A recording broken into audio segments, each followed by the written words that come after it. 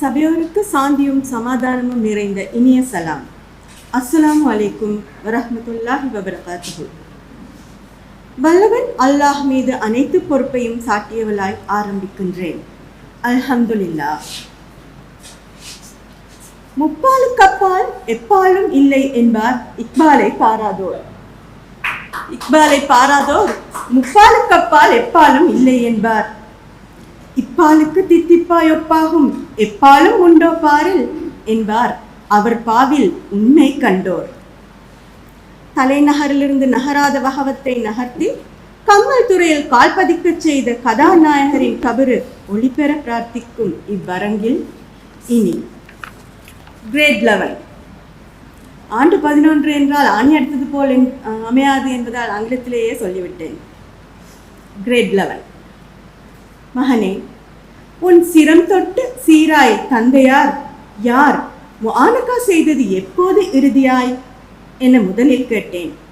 இறுதியாய் உன் தந்தையார் முஆனகா செய்தது எப்போது என்று முதலில் கேட்டேன்.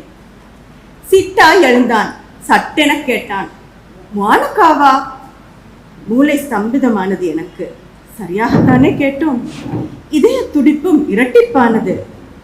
மாணவனுக்கு முன் மானம் போய்விடக் கூடாதல்லவா? சுதாகரித்துக் கொண்டேன்.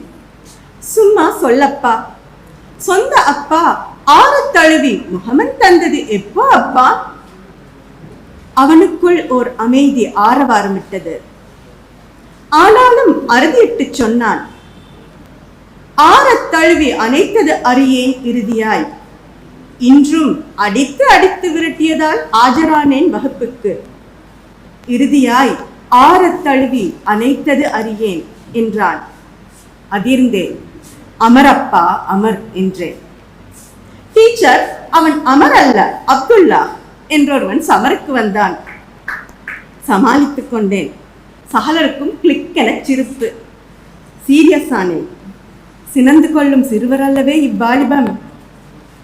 மாணவர்களே, மணிக்கணக்கில் மயங்கும் மாந்தரோடு செல்போனில் மாதாவோடு மனம் விட்டு மகிழ்ந்து சில நொடிகள் பேச மனமில்லையோ? மற்றொருவன் மார்த்தட்டி எழுந்தான். மகிழ்ந்து போனேன். டீச்சர், மரியாதை என்பது எங்களுக்கும் உண்டு என்றானே பார்க்கலாம். உச்சி மண்டையில் மாங்காய் விழுந்தது போல் இருந்தது. எலியாய் போனேன். எழுந்து ஓடிவிடலாமா என்றது என் திருப்பாதம். தொடர்ந்தன வார்த்தைகள். நாயாம், நரியாம், பேயாம், மாடாம், கடாவாம். மனிதனை தவிர மற்றெல்லாம் பொழிகிறது மாதாவின் வாயில். அவனை ஆசுவாசப்படுத்துவதற்குள், நீங்க சொன்னதே திருப்பி சொல்லாட்டி செக்கு மாடு மக்கு மாடு என்றளவா மதிக்கிறீர்கள் என்றான் மற்றொருவன். மகனே, மனதில் உள்ளதை எல்லாம் எழுதினால் மார்க்ஸ் தர முடியுமோ?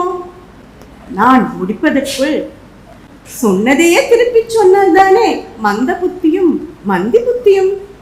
சுயமாய் சொன்னால் அல்லவா சொந்த புத்தி. சொல்லை வில்லாய் விட்டான் ஒருவன். சுயமாய் இயங்க துடிக்கும் சுதந்திர புருஷர்கள் இவர்கள். சுக்கிரனையும் அளவெடுக்கும் வேகம். சும்மா கட்டி போட்டு விட்டது சிலபஸ். கத்தியில் நடக்கிறார்கள். கத்தி கத்தியே அவர்களை கொள்கிறோமோ? மணி அடித்தது. திரும்பி பார்த்தேன். கம்பும் கையுமாய் அதிபர். இப்படி போனால் எப்படி சிலபஸ் முடிப்பது என்றன அவர் கண்கள். நன்றி. ஜஸாக்கல்லாஹு கைர்.